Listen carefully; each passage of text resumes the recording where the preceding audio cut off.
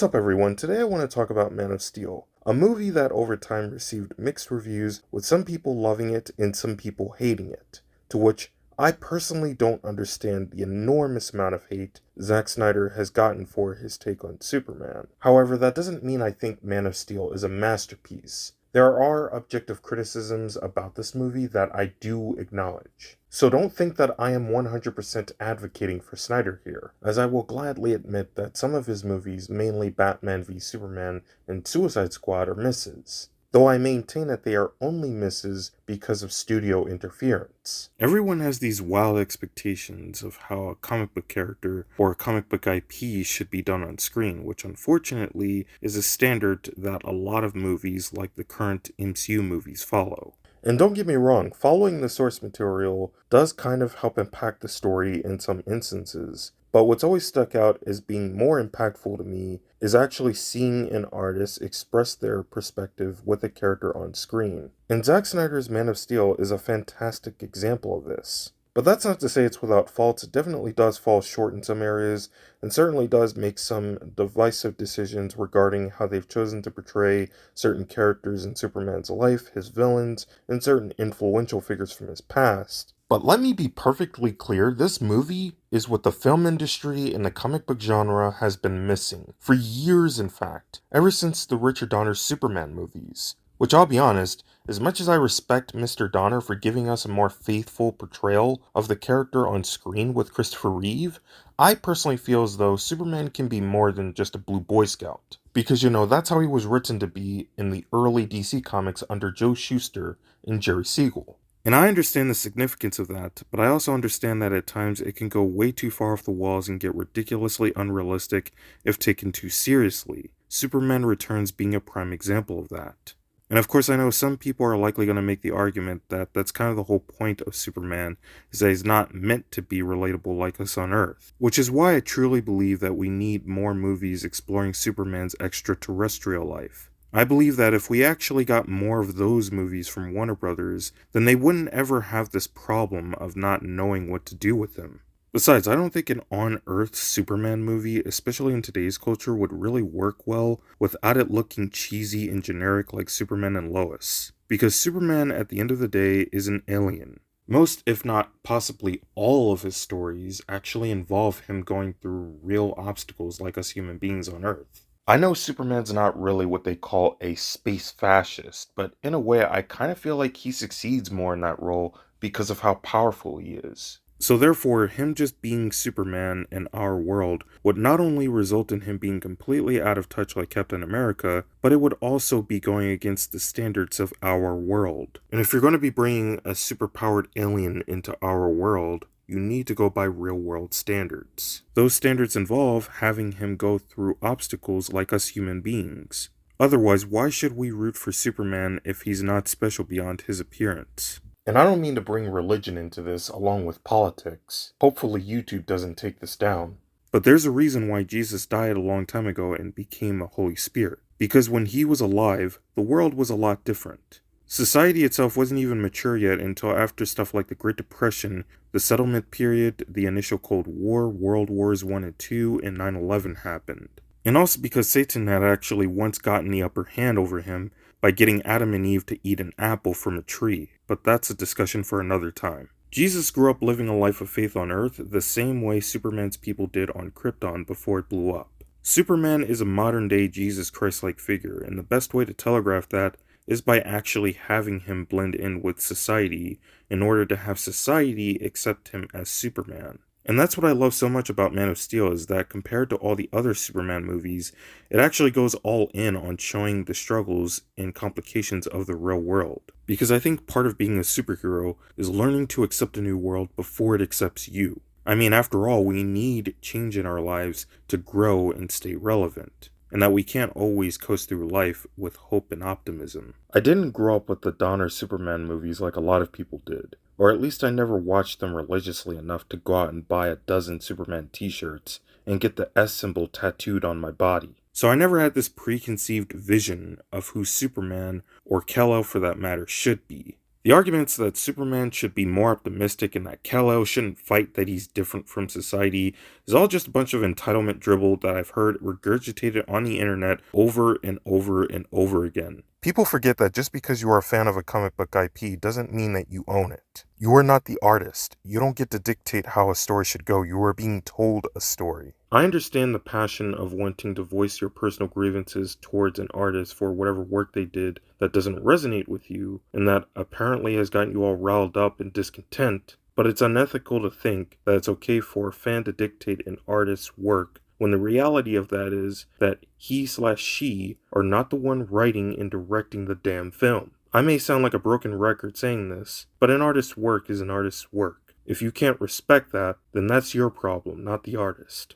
However, to be fair, as a traditional Spider-Man fan myself, I will gladly admit that I too have my fair share of entitled opinions on a comic book character. As you all know, my favorite Spider-Man is the more heartfelt, adulterated one from stuff like the classic Lee and Ditko comics, the 1994 animated TV series, and the Sam Raimi films. And so to see certain adaptations like the Bendis and Bagley comics and the MCU movies portray him as a super naive teenager usually doesn't sit well with me, as I often find myself groaning in discontent at all the divisive choices they make with the character. Really, the only adaptation that portrayed a teenage Spider-Man really well was the Spectacular Spider-Man TV series. Because compared to the Ultimate Comics in the MCU movies, it actually had avid characters and a more cohesive story that made sense. If Sony were to really give us those kind of Spider-Man movies with Tom Holland, maybe I would reconsider my thoughts on Teenage Spider-Man.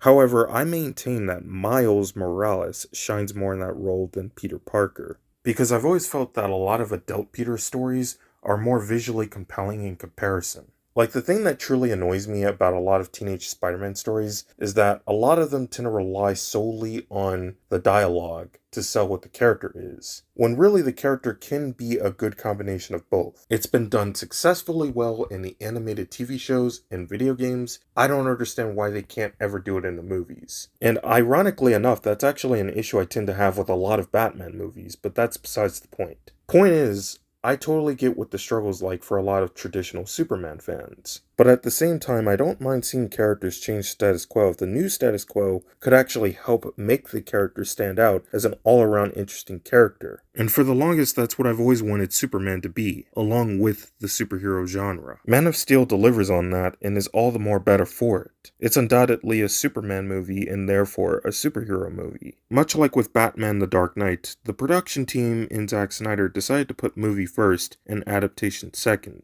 And in many ways, Man of Steel actually benefits from that.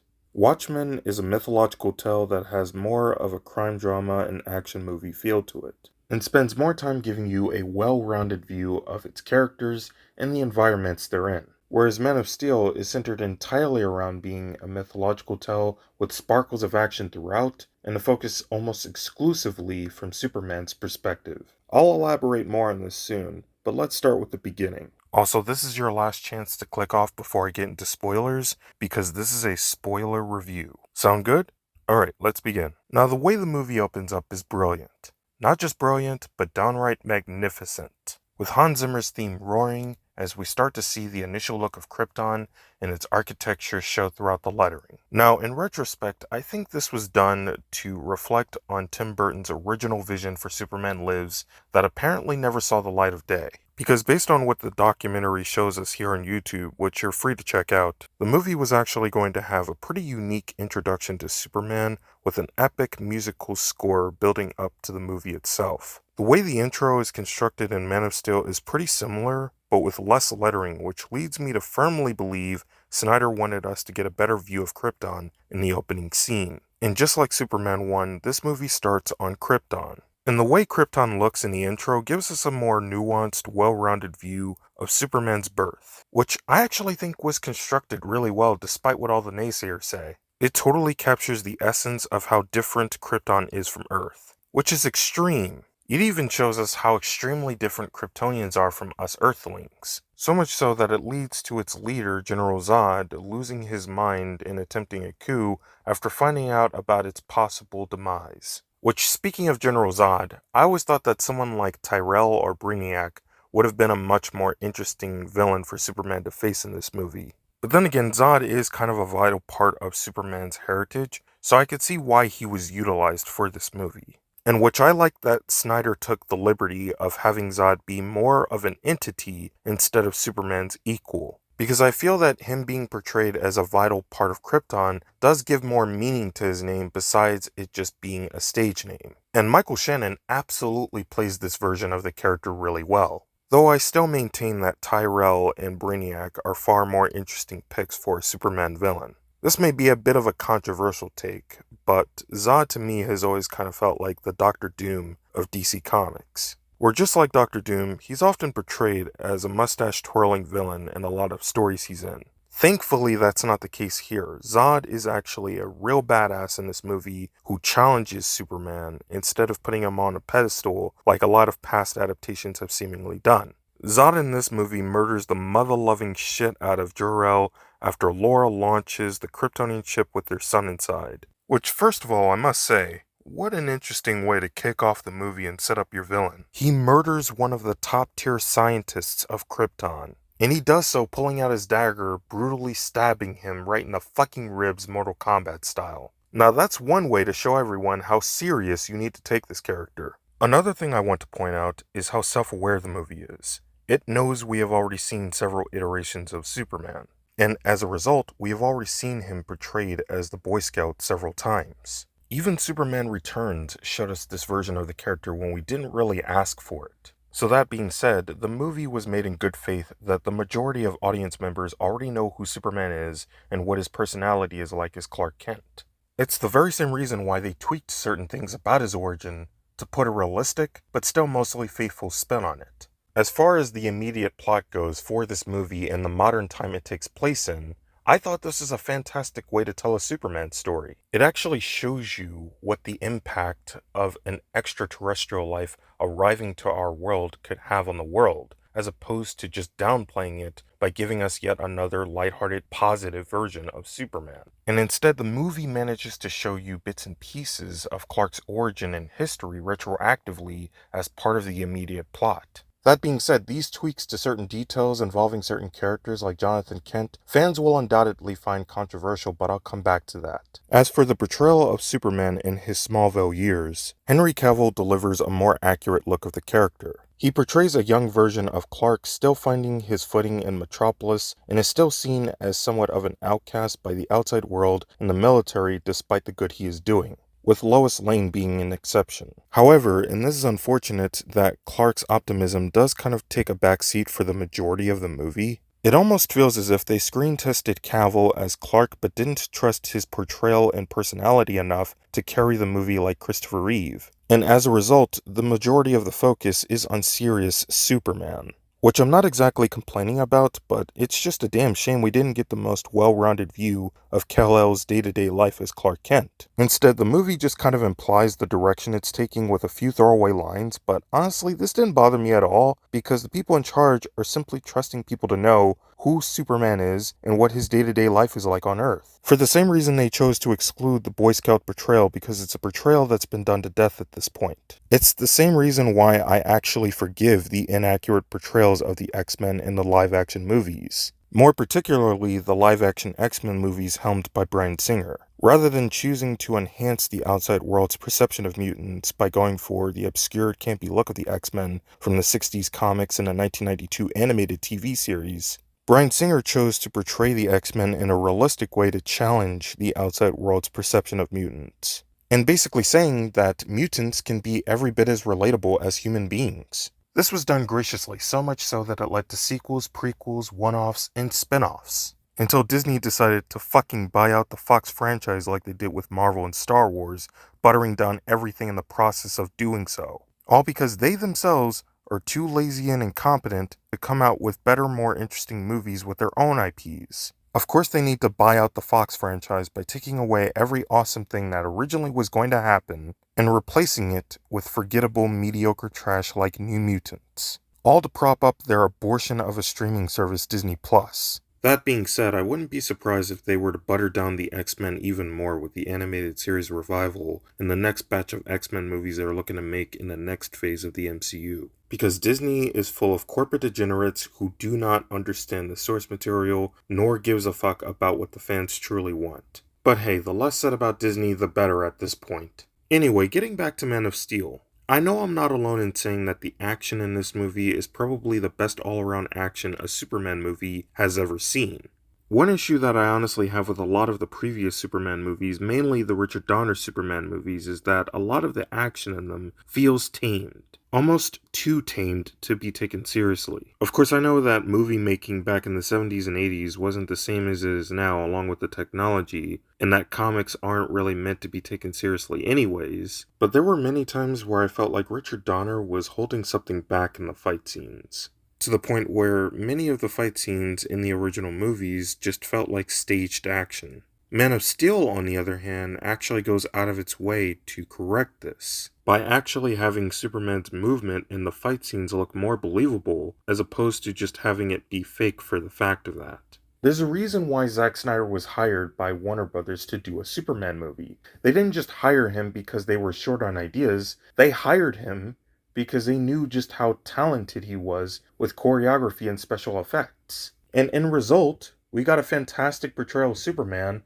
that not only looks cool, but also feels cool. Snyder's Superman is a Superman made for people much like myself who are already familiar with the classic portrayal and know the character real well. Like I said, this Superman adaptation is movie first. Yeah, sure, a lot of Superman's fighting in this movie may come across as being extremely violent and gory, like the Invincible TV series, but the Donner films are examples of how cheap the fighting can look if not ever taken that seriously. Plus, I think if we're being honest with ourselves, a lot of super fights are likely to be violent and gory, like Invincible. And yeah, I know a lot of people compare this to Dragon Ball, which I could see why, but honestly to me, Invincible has always kind of stuck out as being a more accurate comparison to this because of how similar the characters are in that, along with the story. So therefore, I don't have a problem with much of the fight scenes in Man of Steel, especially the fight scene at the train station where Superman snaps Zod's neck. Due to the immense amount of pain and pressure he has been taking in at this point,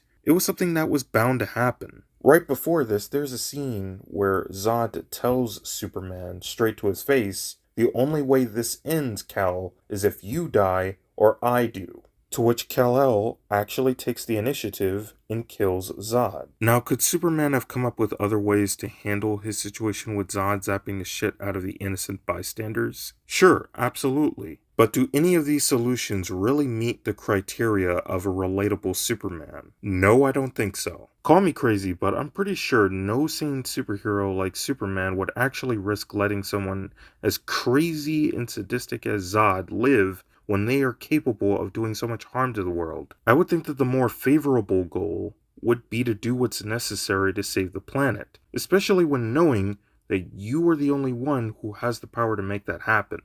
Look, when you can do the things that I can, but you don't, and then the bad things happen, they happen because of you.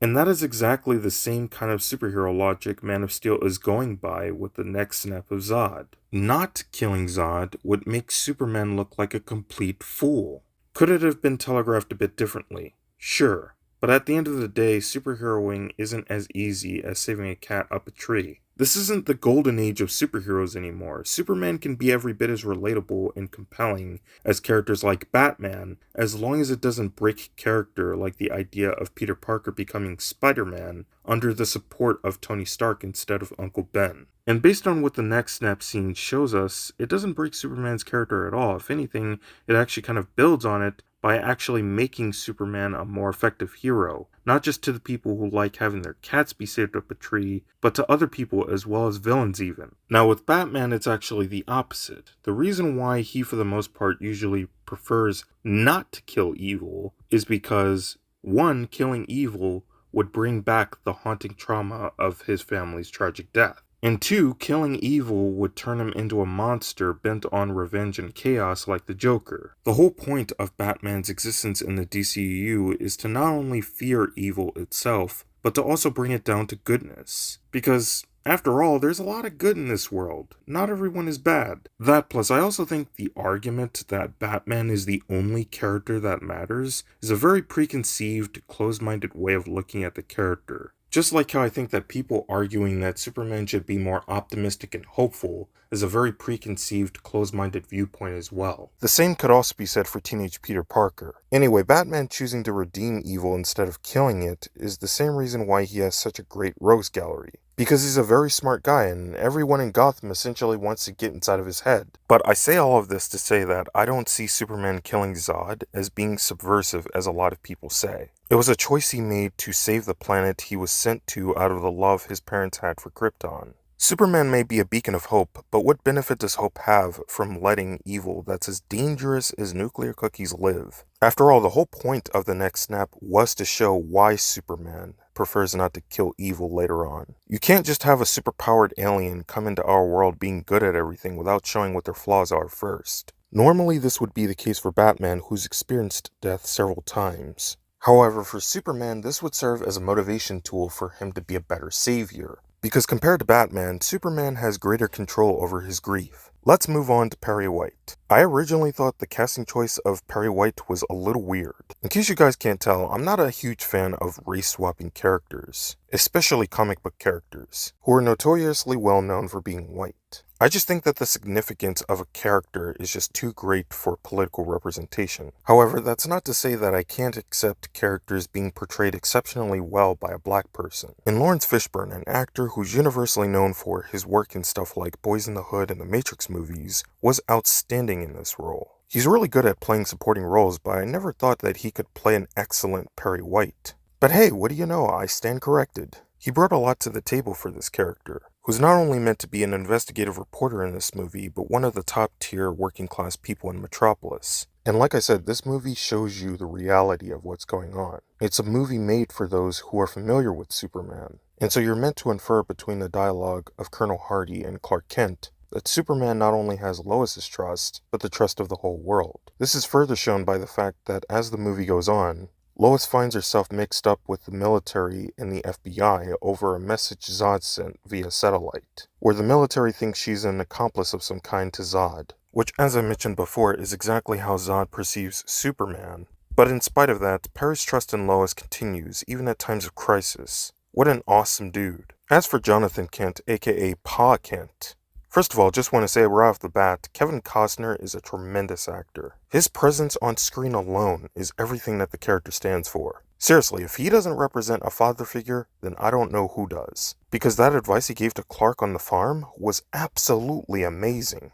and totally reminded me of the advice Uncle Ben gave to Peter Parker in the original Spider-Man movie. However, that's not to say it's perfect. There are some aspects of it that could be conveyed a bit differently. But like I said before, it's the director and the producers telling you to trust this movie. Because the reality of movies, especially comic book movies, is that most of them have a time crunch, where likely a chunk of book material is going to be altered or trimmed down to fulfill the runtime. So therefore, it didn't surprise me that Clark's whole interaction with Pa Kent was altered and trimmed down by him sacrificing himself.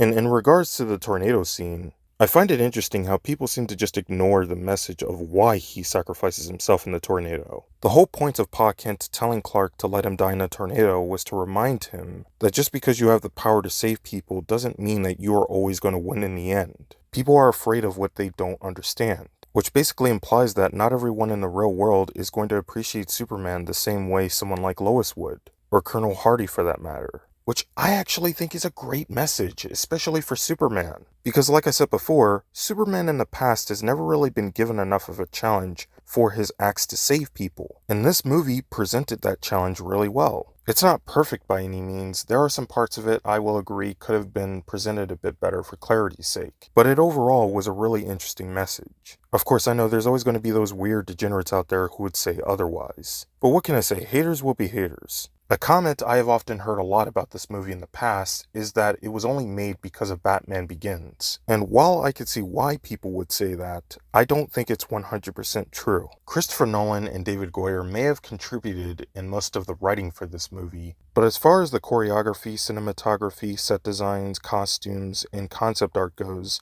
Man of Steel is really Zack Snyder's movie. I mean, after all, this was the same dude who was hired by Warner Brothers to not only direct Man of Steel, but to also put together an entire story structure for a cinematic universe, like what Kevin Feige did for Marvel. Except Snyder's approach would simply be putting together a 5-movie story arc that would include various concepts from certain stories, such as the death of Superman, The Dark Knight Returns, and Flashpoint. Now, as awesome of a direction this truly would have been for DC going forward, I will agree that there are some stinkers in there that could have been altered for a much better understanding of the entire story. Like, for example, I think that Batman v Superman Dawn of Justice really should have just been the solo Batman movie that we were going to get with Ben Affleck. And Suicide Squad could have been Batman v Superman, but with a key focus on the two main characters, with the title simply being Batman v Superman. The movie could still include stuff like Teenage Lex Luthor, Kryptonite, and the World's Finest storyline, which I don't think that story is all that big enough to do in a separate movie, despite the fact that some stuff like the early DC comics and the Brave and the Bold series have likely made that be the case. The Death of Superman story, on the other hand, is. The only thing I would take away is Doomsday. I think bringing Zod back as Doomsday was a bit contrived and forced. If anything, I think it would have made more sense to have Zod come back as Bizarro, since this version of Zod is ruthless and aggressive, which is why I think that it should have been saved for a later movie, like Man of Steel 2 perhaps, and shouldn't have ever been brought into BVS, because if you're going to be making a movie with Batman and Superman, you need to show them at their peak level first, before doing a Death of Superman, Dark Knight Returns, and Flashpoint type of story with them. And that's another thing that Snyder shouldn't have included in Batman vs. Superman, was the Flash and pieces of the Flashpoint storyline. I think if you're going to be bringing Flash into this franchise, it needs to be with either the Batman or Justice League. And since this is a 5-movie story arc introducing us to all these characters, I think the best way of going about that would be to have Ben Affleck's The Batman movie be Flash's first appearance, since Flash is a street-level character like Batman. Because if you're going to be introducing the Justice League into this franchise, the best way of going about that would be to introduce the Trinity first. Which means that you're not only introducing Superman into this universe, you're also introducing Batman and Wonder Woman. It can't be in the same movie as Batman and Superman, because at that point you're just confusing people into thinking that it's a Flashpoint movie when it's actually a Batman and Superman movie. Besides, setting Flash and all the other side characters aside for Justice League actually gives you more room to properly flesh out Batman and Superman. And then once you do that, you can move on to doing your Wonder Woman movie, introducing us to the character, and then do Justice League. You see, there's actually a much clever way to do a 5-movie story arc with DC's characters. It's just that Zack Snyder, for whatever reason, chose to go the complicated direction of constructing most of the story himself, instead of actually getting someone like Bruce Timm to help him portray certain parts of the story correctly, or at the very least offer up an easy to understand story that isn't too divisive amongst fans. But like I said, I appreciate Zack Snyder's unique approach to DC in the cinematic universe, because it's something that I feel the comic book and film industry needs. Also, side note, Zack Snyder casted Henry Cavill for the role of Superman, who in my opinion is the best actor for the character, possibly better than Christopher Reeve. Yeah, I said it, folks. Because not only does the guy exude Superman energy in almost every movie role he's in, but compared to most actors, he actually has the best live-action Kryptonian jaw. I don't expect everyone to agree with that though, that's just an honest take I've always had for a great live-action Superman.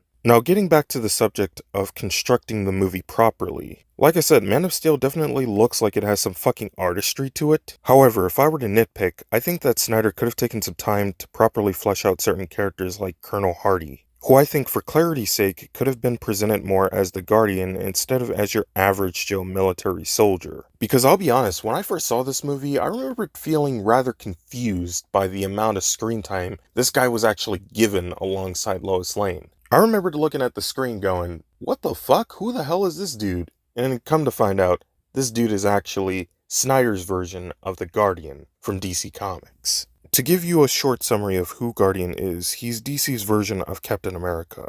Where just like Cap, he is a super soldier who actually has somewhat of a similar backstory, except most of it, at least based on what I read, actually takes place in the modern day.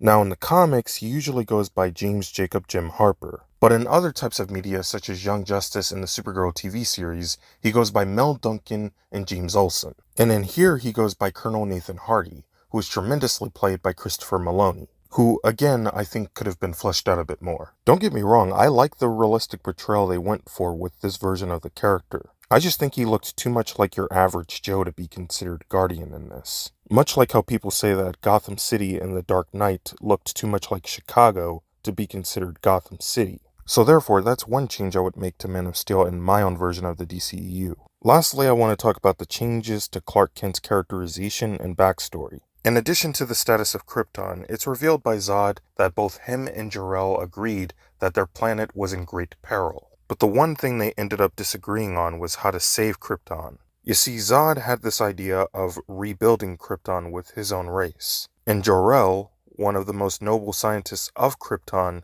had a different plan. He instead chose to store all of Krypton's life inside of his son Kal-El. From this Black Skull Codex he swiped from the Genesis Chamber. Before this, Jor-El reveals the true cause of the planet's demise to the Council after he and his wife gave birth to Kal-El. He outlines that Krypton's core has been harvested, and the Council gives him a hard time and asks, "Are you seriously suggesting that we leave the entire planet?" To which Jor-El replies, "No, everyone here is already dead." He then tells them what his plan for survival is by asking for the Codex, and follows it up with this kick-ass line of, "There's still hope.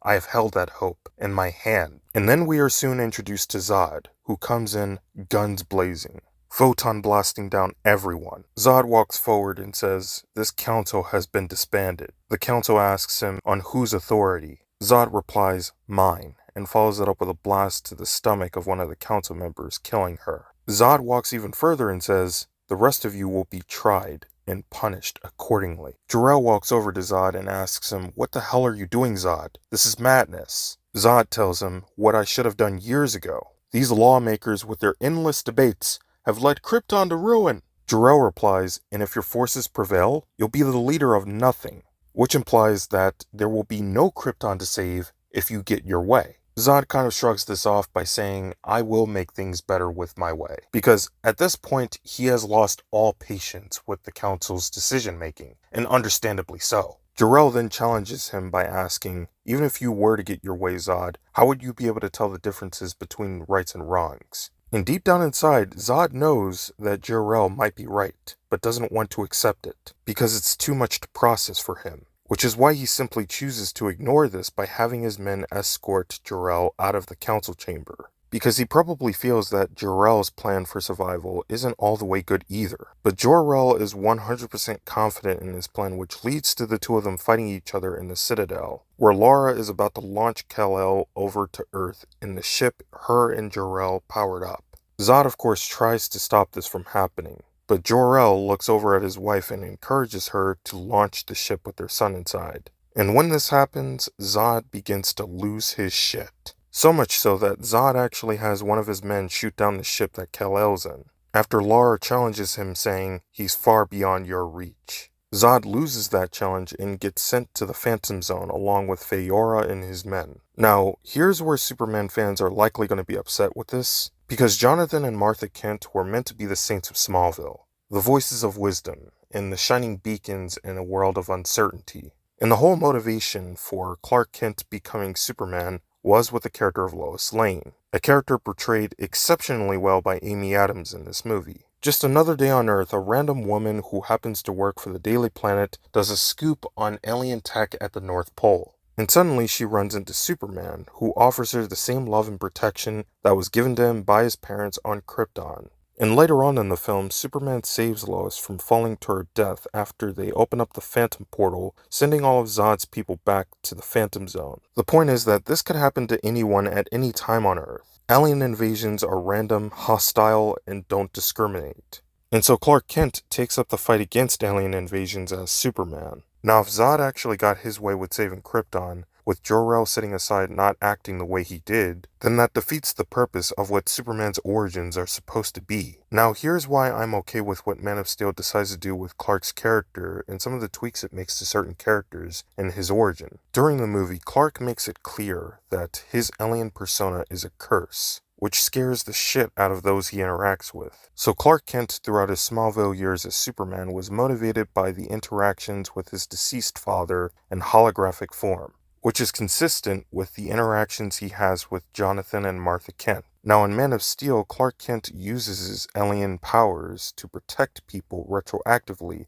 during the immediate plot of the movie, recontextualizing his understanding of the events, sure, but not changing his initial motivations for donning the suit in the first place. Now, some of you may say, well, what about the way Jonathan Kent is portrayed instead of being the quintessential Smallville saint? The movie instead went lengths to show that even natural disasters can kill someone like Jonathan Kent if his family is involved. But I wouldn't say it portrayed the character by any means. If anything, I would say that it actually made the character feel like an all-around effective hero.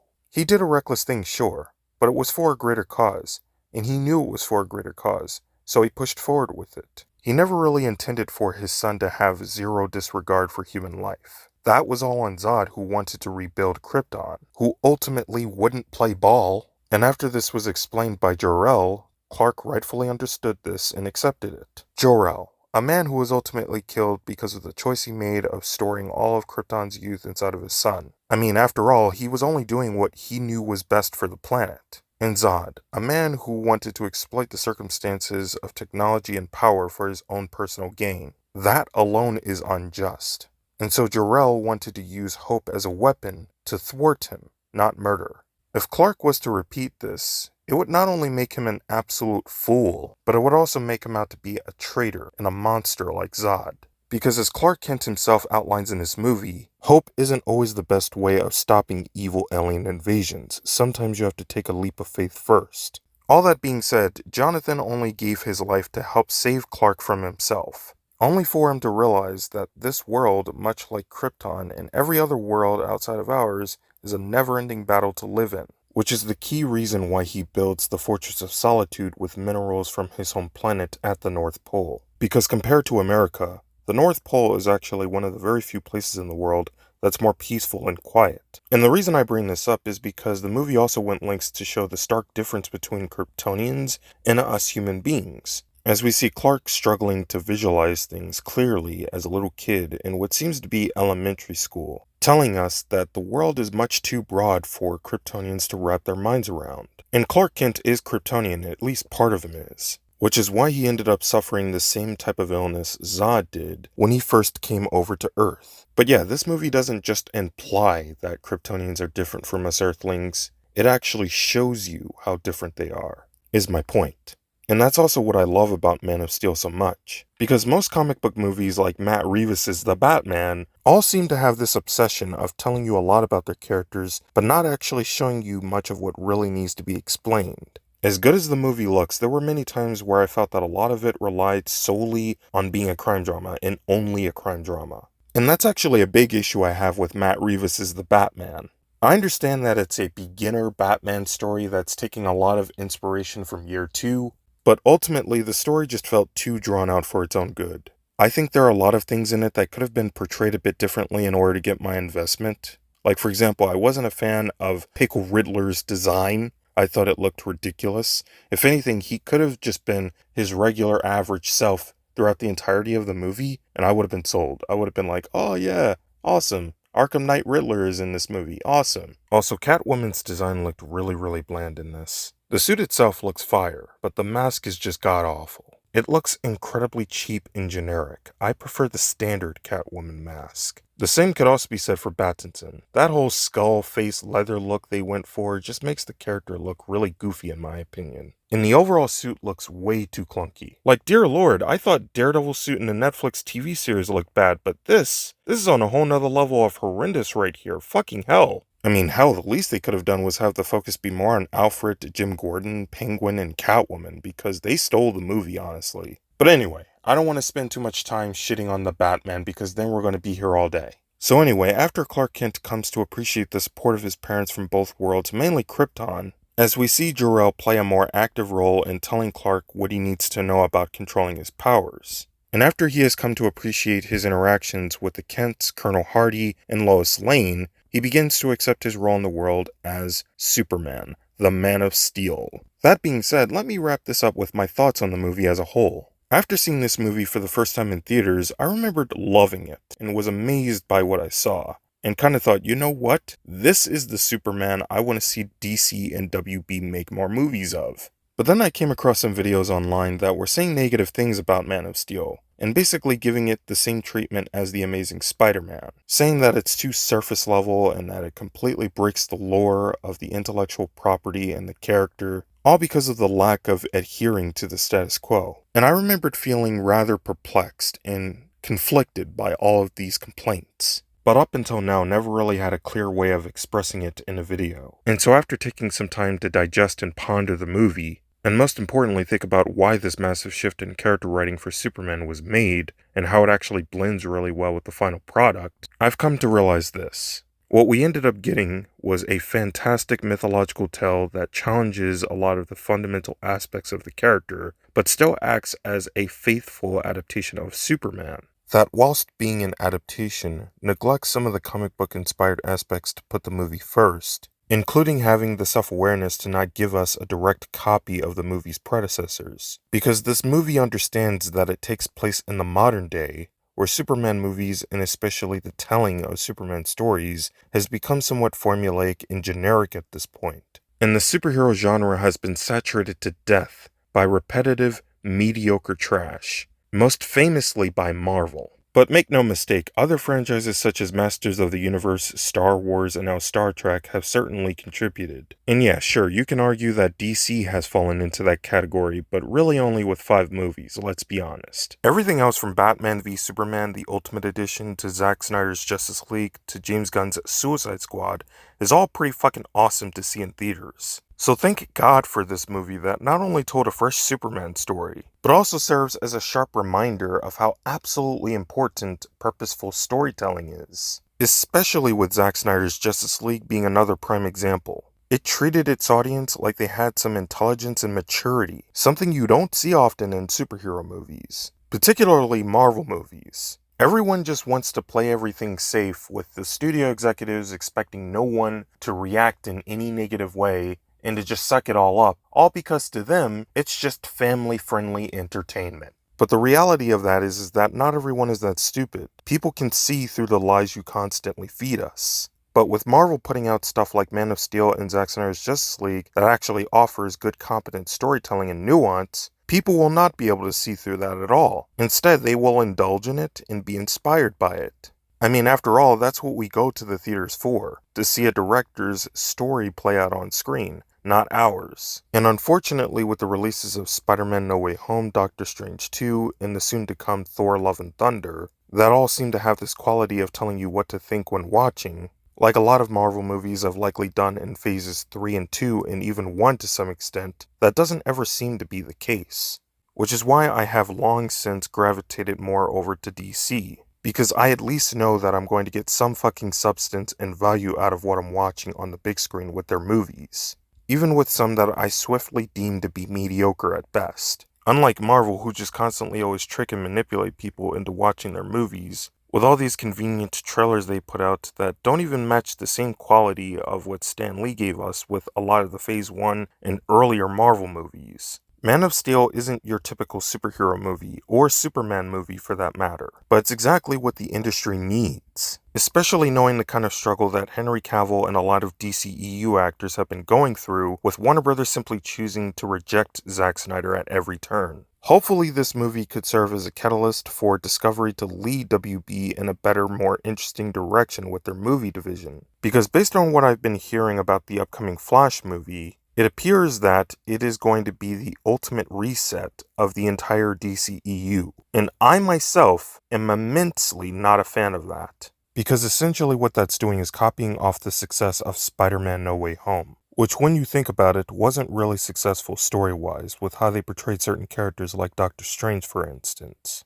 They just brought him in there to be pissed on, while shamelessly trying to make Tom Holland's Spider-Man out to be the definitive one by not only referring to his world as the 616 universe, but also referring to him as Peter 1, when we all know that title rightfully goes over to Tobey Maguire, who has obviously been in much better movies and is arguably more successful in the role. Plus, them just cashing in on the nostalgia train didn't make the movie any better. And you, WB, expect me to indulge in that same kind of crap you're trying to pull in this upcoming Flash movie by bringing back Michael Keaton? Fuck that. I'd rather watch Zack Snyder's Justice League on repeat than watch that mediocre trash fire. They're essentially doing the same shit Marvel is doing with the X-Men franchise, which, as I said before, is a lazy, incompetent move on Disney's part. I may not have thoroughly liked every decision Zack Snyder made with DC's characters in his movies, but that doesn't mean I want everything to be buttered down like the MCU going forward.